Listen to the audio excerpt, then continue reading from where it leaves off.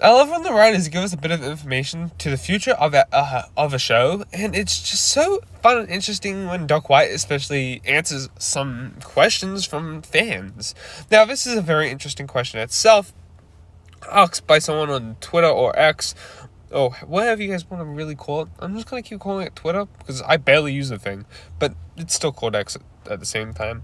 At the end of Dragon's Rising Season 1, Lloyd said the Dragon Course helped stabilize the world, but did the course stabilize the merged lands permanently, or could it destabilize again? Doc Wyatt says, not totally permanently, but destabilization is not a big pressing risk right now. Holy shit. Holy shit. Does this mean the merge is not fully over? Yeah, I caramba. I don't know. Ninjago Dragon's Rising, what I found very interesting was the merge. And in my opinion, for Season 2 not to focus on any aspect on it, or in any of the shorts too, it was quite interesting. Now, obviously, everyone is still missing, undefined.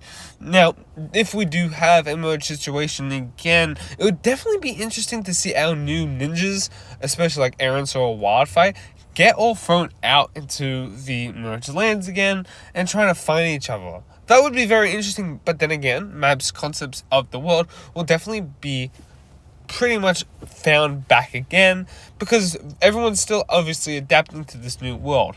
But if we're talking about 10 years, let's say this series does last as long as the first Masters of Ninja era, I could definitely see by the 10th season of the show us revisiting that merge.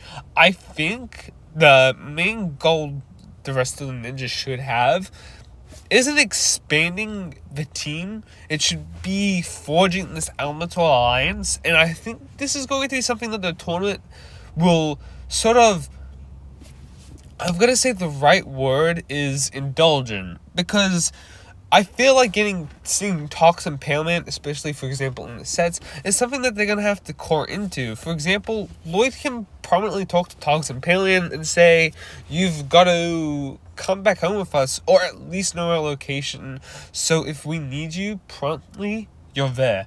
This world isn't the same as it once was, and if, for example, the merge does happen again, we're going to need you. I do think this should be something Lloyd does consider, especially if he is tapping into this master role. He should tap into it with every elemental master, because this is not just something.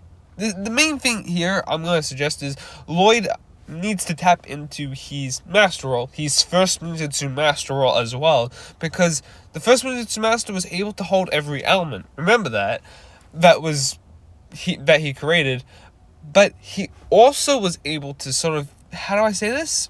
He was able to redefine those powers, and then after that he transferred them to actual people. And it's something that's very interesting, and it would be very interesting to see, obviously, Lloyd take up that mantle as well, but instead of just having that power, using the resistance, the elemental monsters, to be his guidance, and being able to help everyone by just being a huge group. And I think that's a huge concept that Ninjago Dragon's Rising does very well. It knows how to juggle its characters. I prominently see part 2 of season 1 very highly infatuated. It was very amazing, is probably what I'm trying to say. And how they put Lloyd and Aaron as one team, Sora and Neil on one team, Kai and Wildfire on one team, Zayton and Mr. Frohiki on one side, and then joins Lloyd. That sort of group aspect made part 2, in my opinion, very interesting, as you could see these characters all involved in their own separate stories, seeing how the old and new characters do grow. But going back to this huge merge event again, I could definitely see this being prominent, huge aspect, and I could see this definitely being a reason why Euphrasia and Geo do train under Lloyd and Cole's guidance in the future and stay at the Monastery of Spinjitzu.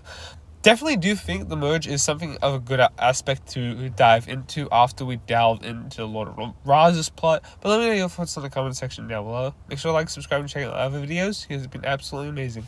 Peace.